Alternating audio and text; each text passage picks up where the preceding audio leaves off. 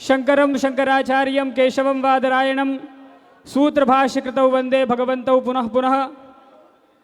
पूज्यपाद श्रीमद् जगद्गुरु शंकराचार्य भगवान जो इस सनातन संस्कृति, इस भारतीय परंपरा की धुरी हैं, इस भारतीय परंपरा के मूल प्रतिनिधि हैं।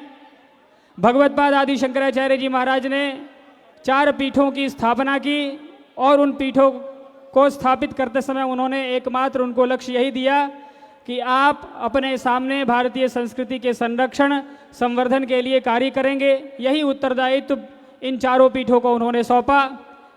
4 पीठ में अन्यतम उत्तरामनाय ज्योतिर्मठ के जगतगुरु शंकराचार्य पूज्यपाद परमाराध्य परम धर्माधीश पूज्यपाद शंकराचार्य भगवान के दर्शन आप कर रहे हैं।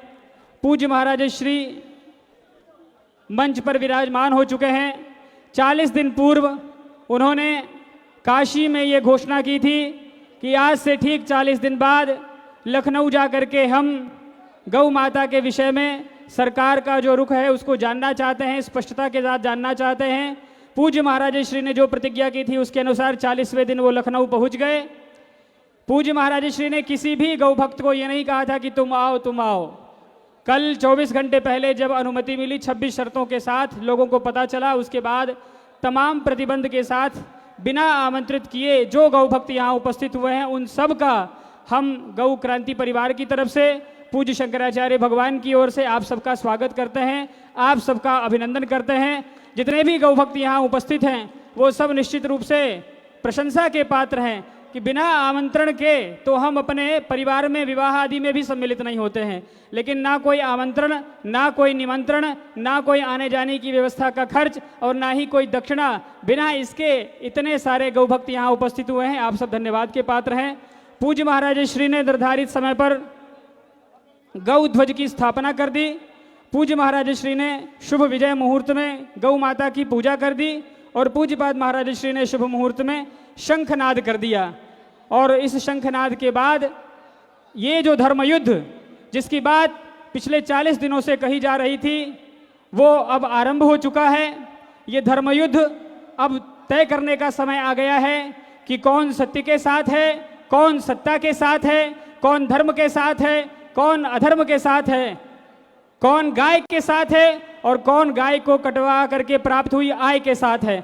आज ये स्पष्ट होगा और पूज्यपाद शंकराचार्य भगवान का जो मार्गदर्शन हम सबको प्राप्त होगा उसके अनुसार हम लोग आगे की तरफ बढ़ेंगे। मंच पर अनेक वक्ता हैं, सबके मन में भावनाएं हैं, कुछ को अभी हम लोगों ने समय दे दिया है। अब महाराज श्री के आदेशानुसार पूरा देश पूज्यपाद महाराज श्री को सुनने के लिए उत्सुक है। आपके मन में ये विचार आ रहा होगा कि आखिर क्या आवश्यकता है गौ आंदोलन करने की। अपने आप को हिंदू कहने वाली जब सरकारें इस देश में हैं तब गौ रक्षा की बात आखिर क्यों की जा रही है। आप सब समझदार लोग हैं। पिछले 10-12 वर्षों से वैसे तो गौमांस बीफ निर्यात में हमारा देश 7वें-8वें नंबर पर था, लेकिन अब हमारा भारत देश बीफ निर्यात में दूसरे नंबर पर पहुंच गया। ये हमारे राज्य की विशेषता हो गई। आज हमारे सामने संकट है। धर्म सम्राट पूज्यपाद स्वामी श्री करपात्री जी महाराज ने सन 1966 में दिल्ली के संसद भवन को घेरते हुए 10 लाख गौ भक्तों को इकट्ठा किया और इकट्ठा करके उन्होंने वहां से एकमात्र ये संदेश दिया कि भारत की भूमि और भारत भूमि में रहने वाला कोई भी गौ भक्त किसी भी प्रकार से गाय की हत्या को स्वीकार नहीं कर सकता है। तत्कालीन सरकारों ने गौ भक्तों को कुचलने के लिए प्रयास किया, गोलियां चलवाई, मार दिया और सोचा कि गौ हत्या का जो ये मुहिम है, गौ हत्या बंदी की जो ये आवाज है बंद हो जाएगी। और उसका परिणाम रहा लगभग 40-50 वर्ष तक बड़े बड़े संत महात्मा सबने अपने मुंह में पट्टी बांध ली। गौ भक्तों ने हिम्मत करना छोड़ दिया। ये आज ही छोड़ दिया कि स्वतंत्र भारत में जिस समय इस तरह की अलग अलग राजनीतिक विचारधारा को चलने वाली पार्टियां हैं उस समय कोई गाय की बात करेगा। धन्य है पूज्य शंकराचार्य जी महाराज जिन्होंने इस देश में आज ऐसा वातावरण बना दिया है, चाहे पक्ष हो चाहे विपक्ष हो, यहाँ तक कि जो गाय को नहीं मानता है वो भी शंकराचार्य जी महाराज के समर्थन में गाय के समर्थन की बात कर रहा है। ये शंकराचार्य जी महाराज के शुद्ध संकल्प की विजय है। आज प्रत्येक भारतवासी गौ रक्षा की, गौ संवर्धन की, गौ संरक्षण की बात को दृढ़ता से कह रहा है। धर्म सम्राट स्वामी करपात्री जी महाराज के गौ भक्तों के ऊपर दिल्ली में जिस स्थान पर गोली चला करके उस आंदोलन को बंद करने की कोशिश की गई, शंकराचार्य जी महाराज ने निश्चय किया कि उस आंदोलन को उसी स्थान से उठाएंगे हम। गोवर्धन गए, गोवर्धन की परिक्रमा की। परिक्रमा करते समय महाराज श्री ने इस बात को बार बार दोहराया कि जिस समय इंद्र नाराज हो गया था और उस समय भगवान कृष्ण ने गाय और ग्वाल वालों की रक्षा गोवर्धन पर्वत को अपने अंगुली पर रख करके किया था, उसी तरह से आज फिर उस गोवर्धन को जगाने की आवश्यकता है। गोवर्धन की परिक्रमा की, दिल्ली के उस स्थान पर गए जहां पर गौ भक्तों का खून गिरा था, उस स्थान पर जाकर के उन्होंने गाय के दूध से उसका अभिषेक किया, वहां की मिट्टी अपने माथे में लगाया। और जो लोग हमको सुन पा रहे हैं, जो यहाँ उपस्थित हैं, उनमें से बहुतायत लोग वहां भी उपस्थित थे। महाराज जी ने हाथ उठा करके संकल्प लिया।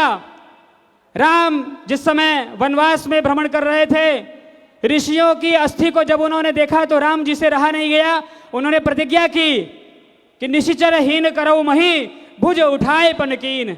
जैसे निशाचरों के द्वारा ऋषियों को जब सताया गया, ऋषियों को जब मारा गया, तब भगवान श्री राम ने यह प्रतिज्ञा की कि हम इस धरती के ऊपर से उन निशाचरों को समाप्त कर देंगे जो गाय ब्राह्मण साधुओं का हत्यारा है। उसी तरह से पूज्य शंकराचार्य जी महाराज ने संसद भवन के उस स्थान से उस मिट्टी को अपने माथे में लगाया और ये संकल्प लिया कि हम भारत भूमि में रहने वाले लोग आज ये संकल्प लेते हैं कि अपने जीते जी गौ माता को राष्ट्रमाता निश्चित बनाएंगे, भारत भूमि के ऊपर से गौ हत्या का कलंक निश्चित रूप से समाप्त करेंगे। और इसके लिए जन जन में जागरूकता उन्होंने आरंभ की, पूरे देश की यात्रा की, हर राज्य में गए, हर राजधानी में गए, जाकर के गौध्वज की स्थापना की। सब जगह जाकर के उन्होंने केवल एक मांग की कि कम से कम भारत भूमि तो ये कहने को तैयार हो, भारतवासी तो गर्व के साथ ये कह सके कि हम उस देश के वासी हैं जिस देश में गाय की हत्या नहीं होती है। भारतवासियों के स्वाभिमान को जगाने के लिए जो जो प्रयत्न करने की आवश्यकता पड़ी, पूज्य शंकराचार्य जी महाराज ने ना अपने मान की प्रतीक्षा की, ना अपने सम्मान की चिंता की, ना अपने स्वाभिमान की चिंता की, ना पद की चिंता की, ना प्रतिष्ठा की चिंता की। सब कुछ गवा करके भी गौ माता की रक्षा हो, गौ माता की सुरक्षा हो, गौ माता राष्ट्रमाता बने, इसके लिए अपना सर्वस्व समर्पित करने के राह पर चल पड़े।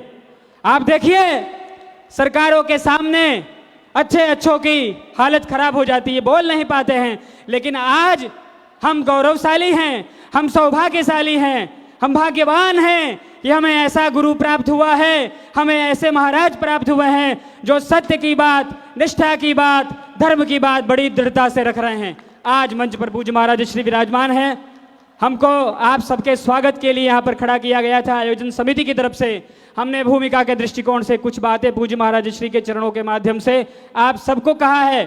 पूज्य महाराज श्री ने कल ये बता दिया था कि हम लखनऊ में प्रवेश कर चुके हैं। जो लोग यहाँ उपस्थित नहीं हो पाएंगे वे भी लाइव के माध्यम से जहां हैं वहीं से शंखनाद करेंगे और शंखनाद करके पूज्य शंकराचार्य जी महाराज का जो मार्गदर्शन, जो गौ रक्षा, गौ प्रतिष्ठा, धर्म युद्ध शंखनाद के बाद जो उनका आदेश होगा उसका प्रतिपालन करने के लिए सारा समाज इकट्ठा है।